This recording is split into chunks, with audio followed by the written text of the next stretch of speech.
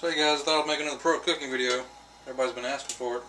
And I know I said I don't really make shows, but I guess pro cooking really is kind of like a show. Even though I'm not playing any characters, there's not any writing. It's more like an educational program. Just show you how to cook stuff. And what I was going to do was to make some cookies. But I was looking at the instructions for these Omo cookies, and it requires like 1 tablespoon of water and like half a, is it a whole stick or, yeah, a whole stick of butter. I don't have any sticks of butter. I could do like a half a cup of butter, which would be kind of weird because I just have like margarine. So I might wait and do that later on when I actually have real butter. So what I thought I would do instead, since I have like too much bread right now, make a bunch of fucking French toast. For basically French toast, you need eggs. I guess I'll save that one in case I make cookies. And you just want to scramble those eggs. French toast is really fucking easy to make. Don't bother putting salt or pepper or anything in it, or milk. You could put milk. And you just take some bread, like so.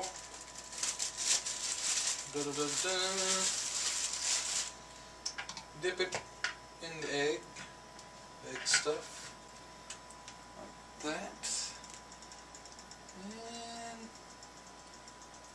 boom.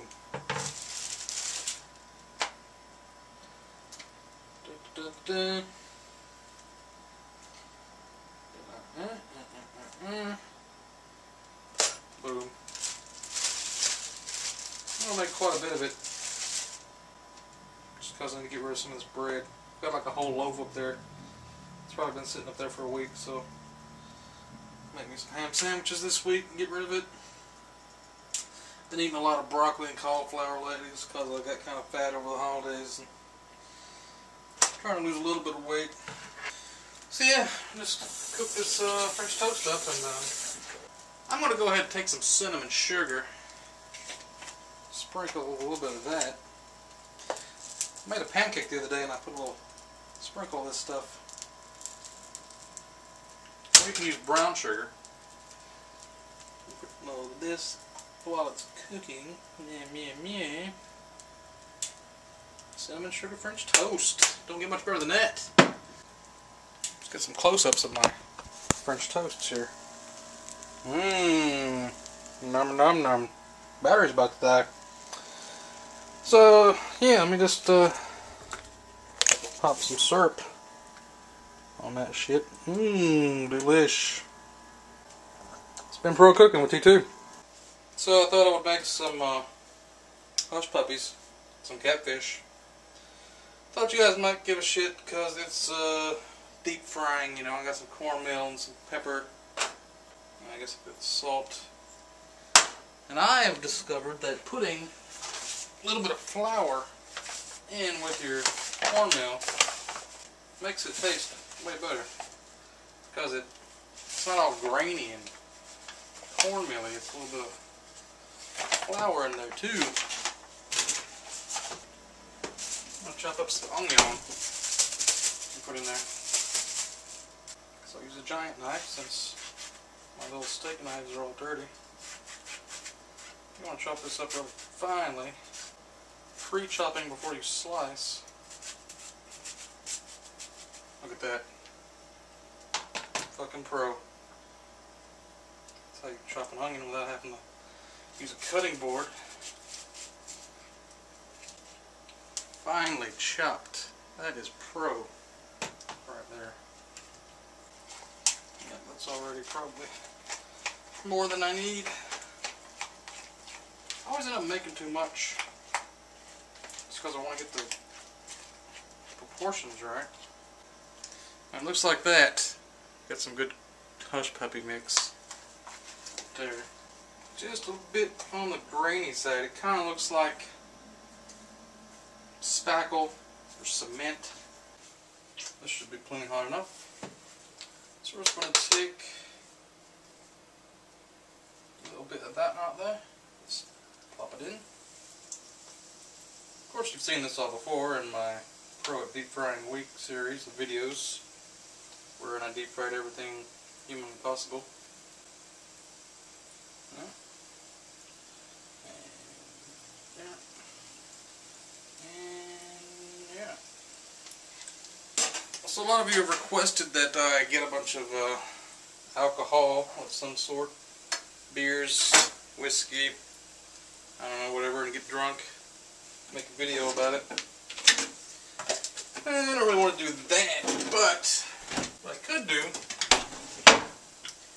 is have T2 Pro at Tea Times.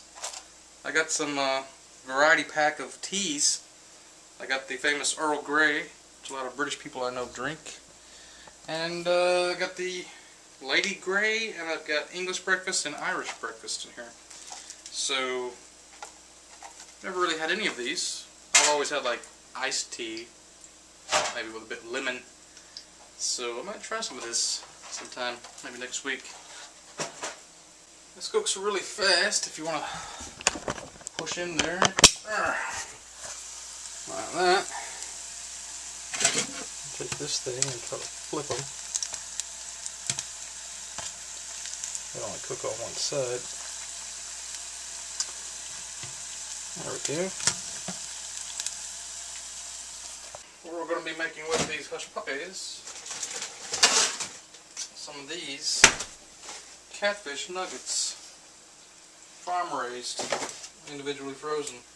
There's really nothing to this. I'm not really teaching you anything other than to put onions inside your hush puppies and to add a little bit of flour. So I don't really feel like this video is worth putting up, but I might anyway, just because I don't give a fuck. And catfish, it's already pre-covered with some kind of cornmeal based stuff, so you just pop it in there and fry it, you're done. I got some classic coleslaw to eat with it, so that'll be good. I'm hooked on this fucking grape Kool-Aid. You get it at Walmart, you get these 2 little packets. This is like a 2-gallon, one of these per gallon. It's full of all kinds of good chemicals like aspartame, which gives you about 120 different kinds of diseases. Supposedly. Sounds a little bit outrageous to me. I'm a little bit skeptical.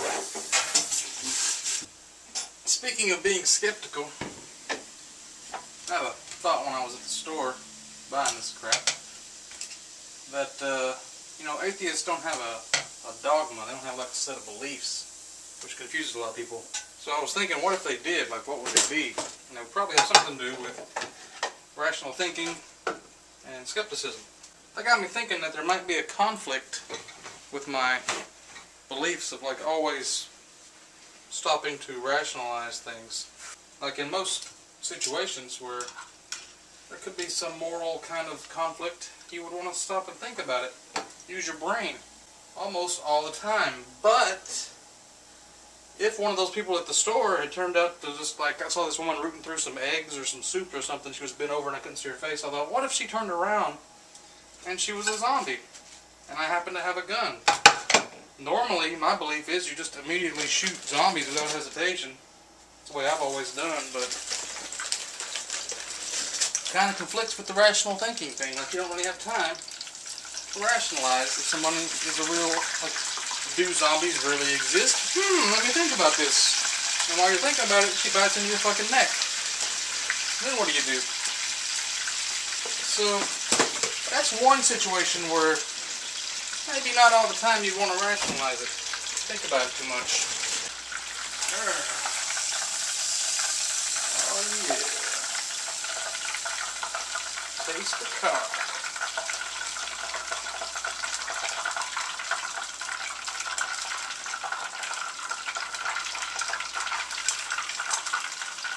That is what I call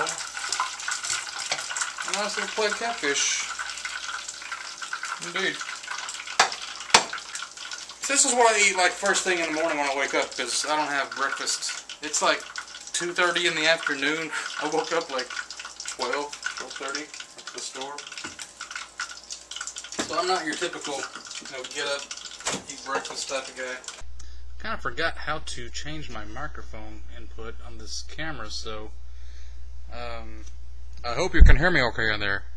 Talking on this headset. So, got the slaw. The key to making good slaw is to find a store that sells it pretty cheap and have them make it for you. I remember my mom used to make it with like cabbage and milk and cucumbers, maybe? Yeah, you gotta have cucumbers in your slaw. This doesn't have cucumbers. It's got a little bit of carrot in there. Mostly just fucking cabbage. Cabbage and mayonnaise, egg yolk, a little bit of vinegar, sugar, carrot, salt, and egg. So yeah, got quite a bit of stuff in there. I don't have any tartar sauce.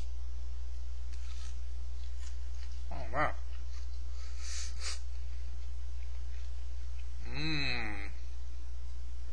That's fucking good catfish. I think the whole box was like $10 or something.